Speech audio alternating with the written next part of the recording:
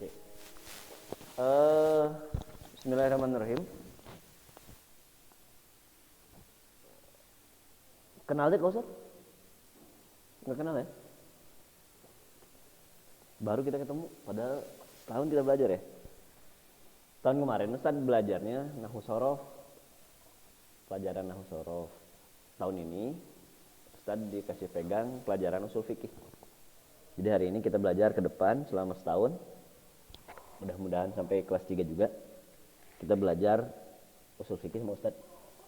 Perkenalkan, nama saya Imaduddin Ahmad, biasa dipanggil Pak Imad atau Ustaz Imad. Jadi kalau ketemu di jalan jangan sungkan ya, Pak Imad atau Ustaz Imad. Soalnya saya pernah juga ngisi di Ransaloa, pernah di apa teh? Mana tadi teh? Teh. Jahat dari mana tadi? Ransaloa ya. Kamu di mana? Di situ pernah juga di Gang Cibicung ya, Gang Cibicung. Oke. Sebelum kita masuk, udah pernah belajar sama Bu Wida ya tahun kemarin ya? Katanya kalian udah belajar sampai takrir. Masih ada bukunya nggak? Nggak pernah ditulis di buku ya? Pasti lupa lagi ya? Saya nanya lah, ayo usul fikih teh tentang apa? Ada yang tahu? Usul fikih itu tentang apa? Ngeblank ya? Karena sama sekali kemarin belajar online ya. Langsung kalian dikasih pelajaran yang apa ya? Yang butuh penjelasan sebetulnya. Jadi nggak bisa otodidak sendiri baca baru kalian paham. Maka saya ingin flashback dulu sebentar sebelum kita masuk ke materi. Karena materi itu tetap maju ya. Tapi kita mundur dulu sebentar supaya nanti majunya nggak keteteran. Kok langsung ke sini sih? Usul fikih itu ngapain itu ya? Maka sebelum kita lanjut ke materi tentang dalil, kita kembali lagi kepada usul fikih. Ari usul fikih teh pelajaran tentang apa? Oke, di sini saya judulnya usul fikih dan pengertian lingkup pembahasannya. Kenapa kita belajar usul fikih? Saya kutip satu kata mutiara dari kitab Jami'ul Bayan bahwa pohon itu tidak akan berdiri tanpa akar. Seindah apapun pohon, sekuat apapun pohon, dia tidak akan bergerak berdiri tinggi, kokoh kalau nggak punya akar. Begitupun rumah. Rumah tidak akan tegak tanpa ada pondasi yang kuat. Kita tahu lihat kelas ini, kalian kalau lihat pondasi ke bawahnya besinya segede kumaha, ingin menopang 3 lantai ke atas, itu pondasinya seperti apa? Nah, usul fikih itu ibaratkan akar di dalam pohon. Usul fikih itu diibaratkan pondasi sebuah rumah. Dan kita tahu bahwa Islam itu yang menjadi pembahasan dalam Islam itu 3. Akidah, keimanan maksudnya, teologi, akhlak, maksudnya bagaimana kita menghadirkan hati kita selalu diawasi oleh Allah Subhanahu wa taala. Yang ketiga tentang Islam, tentang praktikal, tentang hukum-hukum perbuatan yang kita lakukan. Nah, perbuatan yang kita lakukan itu disebut fikih. Jadi usul fikih itu dasarnya, akarnya, akar yang menumbuhkan si hukum tersebut. Kebayang sini ya? Kebayang ya? Jadi ketiga hal Islam yang dibahas oleh Islam itu salah satunya adalah fikih. Di samping tauhid, keimanan, di samping akhlak sebagai perilaku kita, attitude kita selalu diawasi oleh Allah, tentang hukum praktikal seperti sholat, zakat ya. Contoh, kayak sholat hukumnya apa? Wajib. Sholat apa maksudnya? Sholat 5 waktu. Nah, kalian nanti akan ditanya kayak gini. Dalilnya apa? Bahwa sholat itu wajib. Tahu nggak? Tahu nggak? Selama ini kalau belajar sholat ini wajib. Tahu nggak kenapa wajib? Dalilnya apa? Adakah di Al-Quran? Adakah di hadis? Pernah belajar sampai situ nggak? Belum ya? Nah di usul fikih sampai situ. Kenapa sampai wajib? Nah itu akarnya. Hukumnya wajib, tapi harus ada dalilnya kenapa sampai dia menjadi wajib. Toh kenapa sholat tahajud hukumnya apa? Sunnah. Kok nggak wajib kayak 5 waktu? Padahal sama-sama perintahnya dalam Al-Quran. Nah itu nanti dibahas di usul fikih. Kebayang ya? Kebayang ya? Oke lanjut. Maka ada sebuah kata-kata juga, barang siapa yang tidak tahu tanda pokok asalnya maka ia tidak akan menemukan cabang untuk selamanya. Setiap masalah itu harus tahu kita akar masalahnya supaya kita tahu solusinya. Jadi kalau kita punya masalah di kehidupan, kita harus tahu dulu akar permasalahannya biar kita tahu solusinya. Terkadang masalah menjadi sulit berat ketika kita lupa terhadap akar masalah itu terjadi. Jadi akar itu adalah sebuah hal yang sangat penting untuk baik dalam kehidupan ataupun dalam keberagamaan kita. Lanjut ya. Saya lanjut aja langsung secara apa itu usul fikih. Jadi usul fikih kurang lebih seperti ini. Nanti saya udah share di Google Classroom, silakan nanti download lagi ya, nanti dibaca lagi. Tapi nanti materinya juga saya di-share-nya hari ini. Jadi kemarin hanya nge-share ini. Nanti setelah selesai belajar kita ini, kalian akan diberikan sebuah materi PowerPoint juga tentang materi yang akan kita lanjutkan satu semester ke depan. Nih, kurang lebih usul fikih itu saya merahin ya. Saya yang dimerah-merahin itu inti sarinya. Supaya meskipun panjang-panjang definisinya, intinya 3 ini. Menurut Abdul Wahab Khalaf, usul fikih itu adalah ilmu tentang kaidah-kaidah atau bahasa saya rumus yang dijadikan sarana supaya memperoleh hukum dari dalil-dalil yang terperinci. Itu menurut Abdul Wahab Khalaf. Intinya 3. Ada kaidah, ada hukum-hukum syara, ada dalil-dalil syara.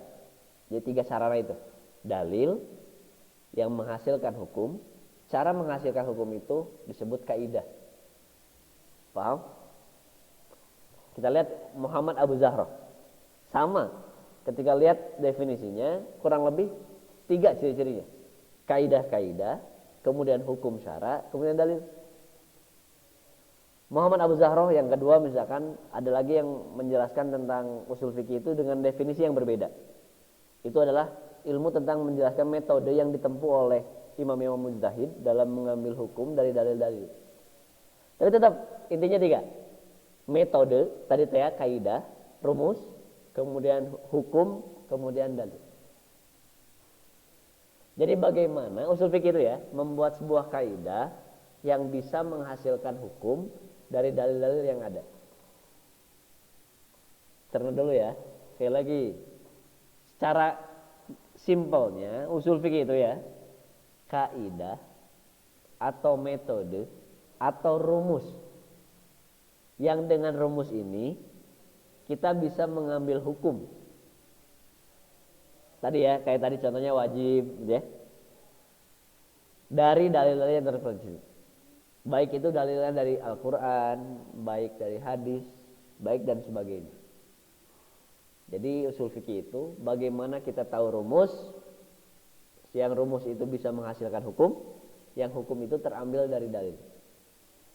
Ingat ya, ciri-ciri 3. Rumus, hukum, dan dalil. Itu usul fikih. Lanjut, maka lihat. Secara umum dari pengertian itu tiga yang menjadi objek pembahasannya nantinya tentang kaidah, tentang hukum, dan tentang dalil yang terperinci. Kaidah itu apa? Hukum itu apa? Dalil itu apa? Nah, itu yang akan dibahas. Dan insya Allah satu semester ke depan kita ngebahas tentang dalil dulu. Karena sebetulnya hukum kamu sudah kelas 7. Masih ingat ya hukum-hukum ada berapa hukum deh? Ada berapa? Ada berapa? Oke. Saya ulangi lagi ya. Flashback. Hukum itu kurang lebih ada 2. Ya, lihat di sana. Perhatikan kata-katanya. Di bawahnya itu penjelasan. Hukum itu ada 2. Pertama ada hukum taklifi disebutnya. Ada disebut hukum wad'i. Hukum taklifi itu jumlahnya ada 5. Kita belajar. Wajib, sunnah. Apalagi selain hukum wajib dan sunnah? Kebalikan wajib? Haram. Kebalikan sunnah? Makruh. Terakhir? Nggak haram, nggak halal, nggak haram, maaf. Nggak haram, nggak wajib, nggak sunnah, nggak makruh, mubah. Ada berapa? 5. Itu hukum taklifi ada 5. Kemudian hukum wadi ada berapa? Nah, nanti kalian udah belajar sebetulnya. Cuman tidak di ini ya. Sebab kan setiap satu ada sebabnya ya. Kamu sekolah sebabnya apa? Oke, lanjut. Ada namanya syarat. Kamu pernah dengar nggak? Syarat sholat apa aja? Pernah belajar? Contoh syarat sholat apa aja? Salah satu syarat sholat kita apa? Apa? Niat termasuk syarat. Oke, yang lain? Pernah belajar? Syarat sholat ngapain? Apa aja sih? Wudu termasuk syarat sholat. Karena kalau nggak punya wudu berarti nggak boleh sholat. Apa lagi? Zahra, tahu nggak syarat sholat apa aja? Lupa lagi ya. Nanti belajar fikih sebetulnya. Cuman bagaimana dia menjadi syarat itu adalah ranah usul fikih. Contoh selain wudu, selain niat, syarat sholat adalah kita tahu sudah masuk waktu sholat. Itu syaratnya ya. Kan nggak mungkin nggak sholat duhur jam 10. Nggak mungkin. Karena belum azan, belum masuk waktu duhur. Kalau sholat subuh kelas 1 gimana? Ya, nanti pembahasan di fikih itu namanya sholat qadha disebutnya. Jadi waktunya sudah habis, tapi tetap mesti dilakukan. Kan waktu subuh itu sampai terbenamnya matahari, terbitnya matahari ya. Kalau udah terbit matahari berarti udah selesai. Terbit fajar itu udah selesai berarti waktunya. Jadi nggak panjang, paling kurang lebih 1 jam. Dari semenjak azan 1 jam kurang lebih itu sudah habis waktu subuh. Kalau kita bangun jam 6:30 berarti udah habis waktunya. Sholat nggak kita? Sholat. Ada dalilnya? Ada. Rasulullah pernah kesiangan subuh 1 kali seumur hidup. Rasulullah pernah kesiangan subuh 1 kali. Dan itu pun bareng sama Bilal. Ceritanya Rasulullah kayak gini. Beliau ngantuk berat ketika subuh. Sebelum subuh ya. Jam 4 lah kita lihat. Beliau ngantuk berat karena sudah melakukan sholat malam. Bilal datang, ya Rasulullah, saya melihat engkau mengantuk. Kata Rasulullah, iya, saya mengantuk. Bilal. Kata Bilal, wahai Rasulullah, silahkan tidur. Kata Rasulullah, saya takut sebentar lagi mau azan subuh. Kata Bilal, tenang ya Rasulullah, ada saya akan membangunkan Anda. Oke. Kata Rasulullah, oke, siap Bilal ya. Saya pegang omonganmu, saya tidur. Ternyata Rasulullah tidur, ini Bilal juga ketiduran. Rasulullah bangun, matahari sudah terbit. Bayangkan, matahari sudah terbit. Cari Bilal kan. Bilal, mana janjimu engkau akan membangun aku? Si Bilal dibangunin, Bilal, wahai Rasulullah, apa yang menimpamu, menimpaku juga. Ngantuk yang menimpa Rasulullah, itu menimpaku juga ya Rasulullah. Ditolong nyalakan saya. Maksudnya, saya juga ketiduran ya Rasulullah. Akhirnya Rasulullah menyuruh Bilal untuk azan. Bilal untuk azan subuh. Jam sakit tuh. Jadi Bahkan ada sebuah dalam kitab Muhalla misalkan, kitab fikih, sunnah kalau sholat kesiangan itu disunahkan untuk azan loh. Tapi hari ini kayaknya nggak ada ya. Yang kesiangan ada dulu nggak ada ya. Kebayang ada yang adzan jam 7, adzan apa itu kan? Viral kayaknya ya, ada adzan jam 7. Adzan apa kayaknya? Tapi dulu tuh pernah. Jadi sunnah kalau ketinggalan kelewat waktu sholat, tetap kita harus lakukan sholat. Itulah yang dikenal dengan istilah qada. Ngeganti karena waktunya sudah lewat. Paham saja nih ya. Oke, lanjut. Rasulullah tapi ya mas, ini sunnah Rasulullah. Jadi seperti itulah sunnah Rasulullah, kalau kesiangan kita sholat. Sholat apapun, selain subuh juga. Zuhur kelewat, sholat. Asar kelewat. Cuma nanti berbeda pendapat kalau gini. Tadi kalau koma selama sebulan atau selama setahun kita koma, baru sadar setahun kemudian, apakah kita perlu mengganti sholat kita setahun? Kebayang satu hari itu 5 kali waktu, 17 rakaat satu hari ya, kali setahun berapa rakaat berarti? Apakah perlu kita gantiin? Nah itu yang jadi perdebatan. Tapi kalau hanya satu waktu atau 3 waktu lah, lakukan langsung.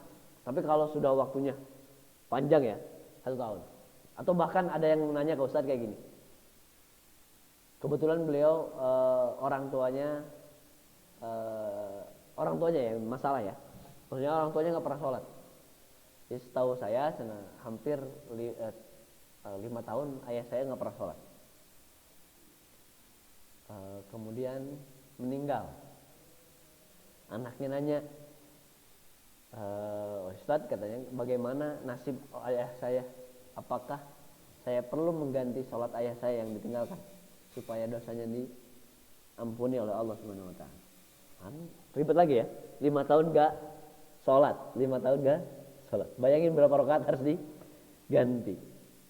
Nah itu ada perbedaan jawaban terkait itu. Tapi kalau hanya 1 waktu, 2 waktu, lakukan. Ingat, lakukan. Oke, ketiduran misalkan. Kita tiduran jam 10, bangun jam 4 sore. Apakah perlu kita sholat duhur? Sholat duhur. Oke? Iya. Satukan sholat asar. Atau nggak bisa kayak gini. Kita ketiduran jam 2 siang. Bangun jam setengah 7 malam. Sudah masuk waktu maghrib. Apakah kita sholat asar? Asar kelewat kan? Asar kelewat ya?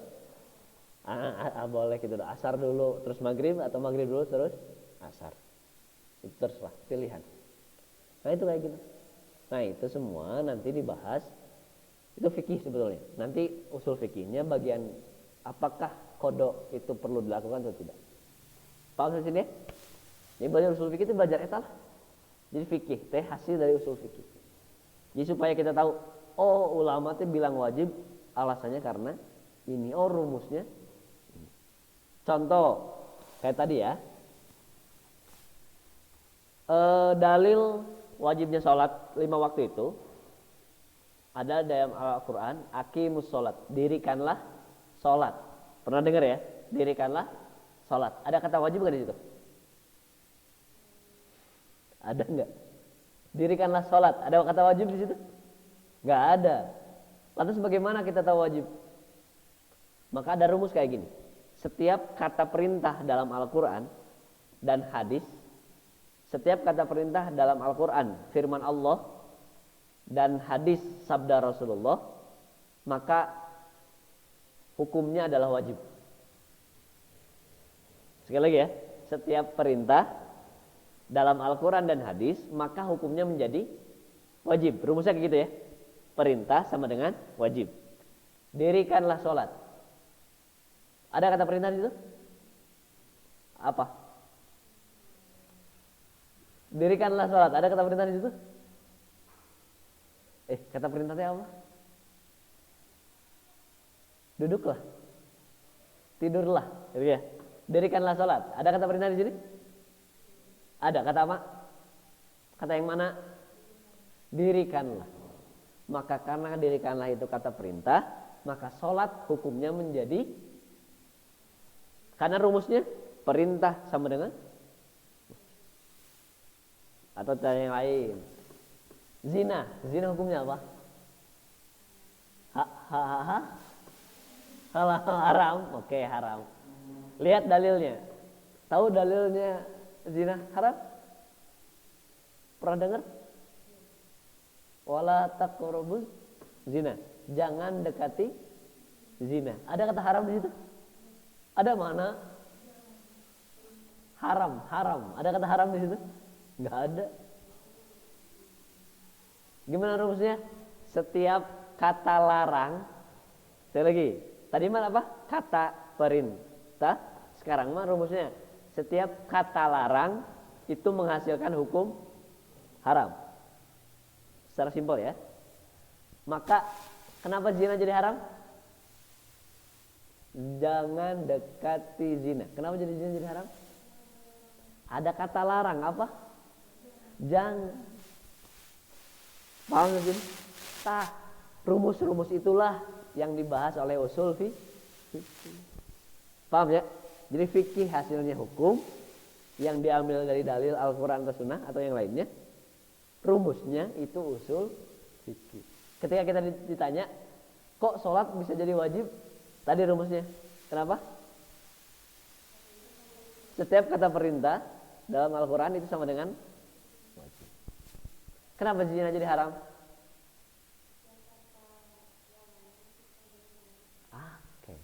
Beda sama makan daging babi, beda ya. Dalilnya bahasnya hurrimat alaikumul maitatu waddamu walahmul khinzir. Diharamkan bagimu, sudah jelas. Kata-katanya haram. Ada kata haram. Jadi nggak perlu rumus di situ. Karena ada kata haram. Contoh kalian pernah ini nggak tentang orang-orang yang nggak boleh kita nikahi? Pernah dengar nggak? Orang-orang yang nggak boleh kita nikahi. Tahu siapa aja? Coba sebutan satu. Orang yang nggak boleh kita nikahi. Yang kamu nikahi, yang nggak boleh kamu nikahi. Satu. Siapa? Hah? Enggak, maksudnya yang kamu nggak boleh nikah sama dia. Siapa kira-kira? Enggak, maksudnya bukan. Orang kayak orang kalau pacaran kan misalkan orangnya kan boleh kita nikahi. Boleh nggak? Kalau siapa sih? Sebutin satu. Kamu tuh nggak boleh nikah sama siapa? Beda agama. Oke. Yang lain.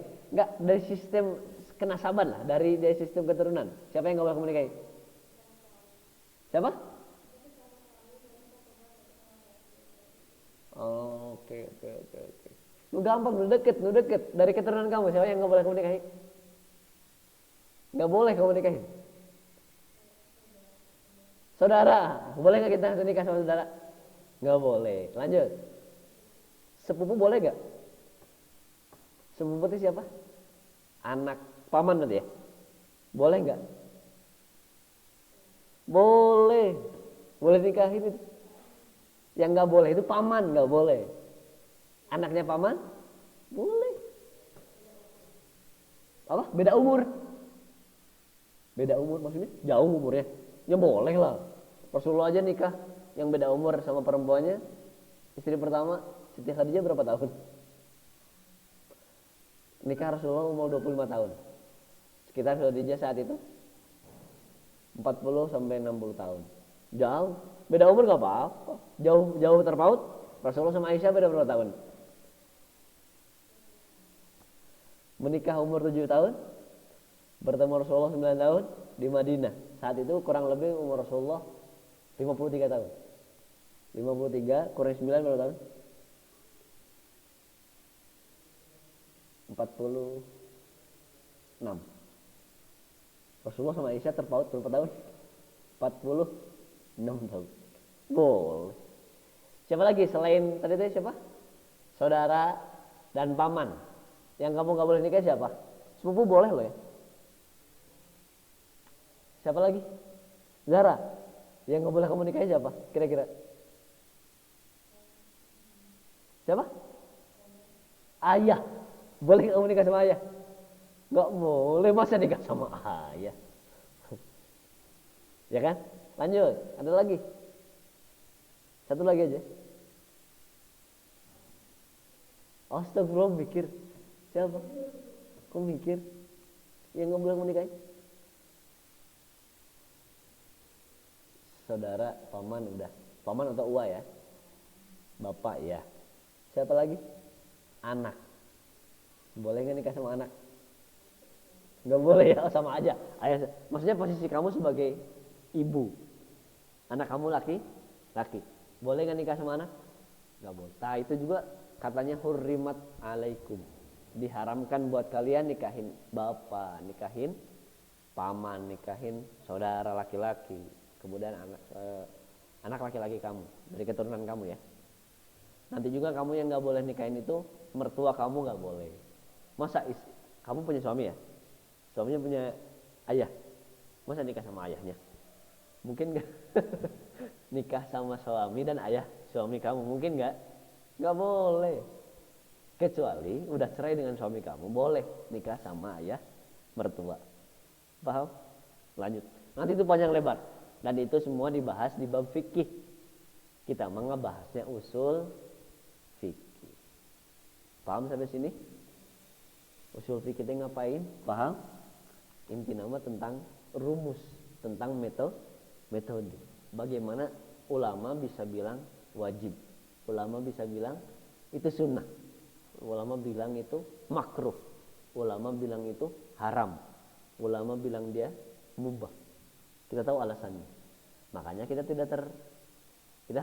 kalau kita tahu minimal kita bisa memahami secara utuh. Kok kenapa haram? Nah usah dia mah ngaharamkeunnya. Usah dia mah kenapa ngabolehkeunnya? Nah, dengan usul fikih itu bisa terjawab. Dengan ilmu itu bahwa kita menerima semua informasi itu dengan ilmu, bukan katanya. Bukan ecek ustad ieu, tapi ditakar oleh ilmu. Oh, cek ustad ieu mah boleh, cek ustad ieu mah enggak boleh. Takar dengan ilmu. Ketahuan, oh ini mah dari sini, oh ini mah dari sini alasannya. Bisa dipahami? Oke, ini bisa dilihat nanti di Google Classroom. Saya sudah share di kelas 8 ya, di bab usul fikih ada. Nanti ada yang untuk latihan, kalian jawab aja ini apa. Oke, nanti kalian jawab dulu ini apa. Nanti saya sediakan apa, dikirim, nanti saya sediakan apa ya, Google Form atau apa di Google Classroom. Nanti kalian coba lagi flashback pelajaran kelas 7 tentang usul fikih. Dan hari ini yang akan kita bahas adalah terkait ini, Al-Qur'an. Usul fikih materi kelas 8 semester 1. Kita akan ngebahas apa aja semester 1, mudah-mudahan sempat. Di semester 1 kita ngebahas tentang dalil tadi ya. Dalil di dalam Islam. Dalil atau bahasana sumber hukum Islam. Dalil itu ada banyak jenisnya. Nah, nanti yang semester 1 itu kita akan ngebahas 4 ini.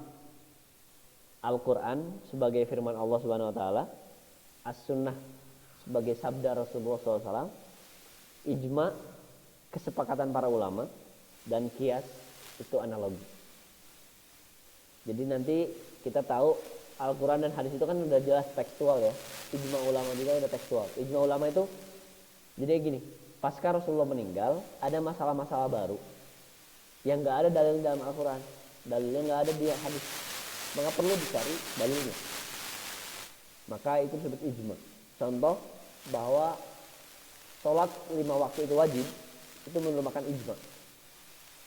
Dalilnya ada, ini ada, ijmanya ada. Bahwa ulama sepakat 5 waktu itu hukumnya wajib. Kalau ada yang bilang hukum sholat 5 waktu itu sunnah, maka dia telah keluar dari Islam. Ya gitu ya. Cuma bilang gitu doang. Bahwa meyakini bahwa sholat 5 waktu itu hukumnya sunnah, maka dia udah keluar dari Islam. Itu gara-gara ijma. Bisa gitu ya. Dan kias, analogi, kita tahu ya bahwa kita di sini zakat dengan apa di Indonesia? Zakat fitrah pakai apa di Indonesia? Kamu pernah lihat orang tua zakat fitrah enggak? Astagfirullahaladzim. Zahra pernah? Apa orang? Saya pernah. Rasulullah pernah zakat pakai beras? Nggak ada di atas. Itu mana nggak ada. Rasulullah pernah zakat sama beras? Nggak pernah. Karena nggak ada di sana sawah. Saya pernah di Mesir selama 5 tahun nggak ketemu sawah di mana nggak ada. Setahun 2010 saya pernah belajar di Mesir itu nggak ada. Saya pernah lihat langsung orang Arab bilang nggak ada sawah di Jazirah Arab, nggak ada. Paling adanya kurma, gandum ada. Nah mereka orang-orang Arab zaman Rasulullah itu biasanya zakat pakai kurma yang paling mudah didapatkan, atau enggak zakat pakai gandum, atau zakat pakai apa bisnis dan sebagainya.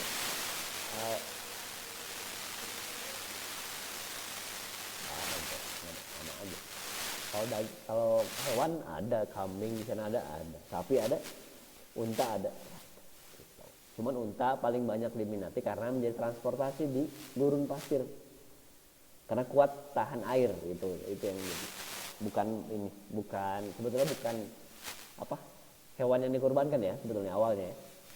Unta itu biasanya digunakan untuk transportasi. Dan banyak Rasulullah itu sunahnya pakai kambing. Rasulullah kan pakai kambing terus ya rata-rata ya. Jarang pakai sapi. Kurbannya. Jadi kalau nanti kita ngobrol panjang lebar. Tapi yang pasti lihat dalil itu yang disepakati ada 4. Al-Quran, hadis, ijma, dan qiyas. Ingat. Udah pernah belajar kan? Belum pernah. Kamu langsung ini. Oke. Jadi gini. Ini banyak penjelasan lah ya. Intinya dalil itu apa dan sebagainya. Kalian bisa baca nanti di rumah.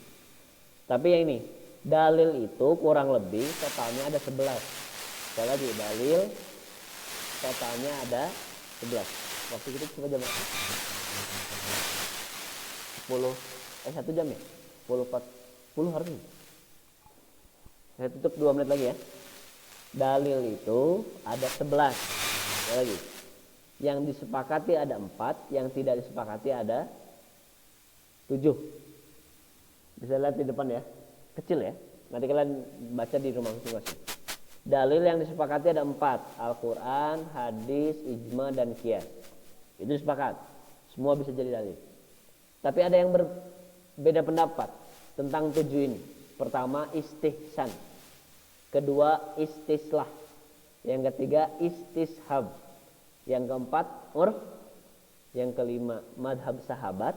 Yang keenam syar'un man qablana. Syariat orang-orang terdahulu, kaum ahlul kitab terdahulu. Kemudian sadud daroi, menghindari kemadharatan yang lebih lebih besar madarat. Jadi mencegah supaya madarat itu tidak muncul. Seperti gini, kita hari ini ada fenomena gini ya. Kita sholat itu harus berjarak tentu ya. Harus ada social distancing gitu ya. Maka sholat boleh dilakukan secara berjarak. Biasanya salat berjamaah itu kan harus rapat ya. Maka sekarang ada fatwa boleh sholat sambil berjarak. Hukumnya tetap sah. Oke. Cuman mengurangi pahala saja. Pahala kesempurnaan sholatnya. Jadi sah sholatnya, cuman mengurangi pahalanya itu. Keutamaan sholatnya. Cuman itu dilakukan kenapa? Supaya kita tidak menjadikan sholat berjamaah itu menjadi sebab penyebaran COVID. Jadi nanti kayak gini, khawatir kalau ada yang sholat berjamaah, misalkan ya di rumah sehat-sehat aja ya, pas sholat berjamaah rapat-rapatan, pulang ke rumah langsung sakit. Kira-kira nyalahin apa? Kira-kira kamu nyalahin apa? Gara-gara tadi saya sholat berjamaah, saya jadi sakit. Maka supaya tidak sholat itu menjadi problem, namanya sholat jadi problem. Gak mungkin kan? Sholat itu harus menjadi solusi. Gak mungkin jadi problem. Disalahkan gitu loh. Maka supaya itu terjadi, maka sholat jarak itu menjadi fatwa boleh karena khawatir sholat menjadi problem, dijadikan kambing hitam ketika terjadi sesuatu yang tidak kita harapkan. Paham dari sini? Jika nama satu ulama, sholat berjarak boleh kok. Sampai ada fatwa kayak gitu, itu alasannya kayak gitu. Satu darul, mencegah kemadaratan yang lebih dahsyat. Kalau orang sudah menyalahkan sholat berjamaah, mungkin nggak dia sholat berjamaah lagi? Nggak mungkin ya. Maka supaya tetap jamaah maju jalan, maka boleh sholat itu sambil berjarak. Paham ini? Oke. Karena waktu sudah habis, karena banyak lagi penjelasan-penjelasan, tapi intinya untuk kali ini sebetulnya materinya tentang Al-Quran, tapi nanti baca-baca lagi. Minggu depan kita belajar lagi penjelasan tentang Al-Quran. Tapi sebelum itu pelajari di rumah masing-masing ya tentang Al-Quran. Jadi nanti kita masuk di sini, kita bisa tanya jawab langsung apa yang dimaksud dengan Al-Quran, pengertiannya apa, kandungannya apa aja, usul fikih di belah mana sih dalam Al-Quran, gitu ya. Gitu saja yang bisa saya sampaikan. Mohon maaf karena waktunya habis. Kita lanjutkan di pertemuan selanjutnya. Aku qouli hadza wa astaghfirullah li wa lakum. Assalamualaikum warahmatullahi wabarakatuh.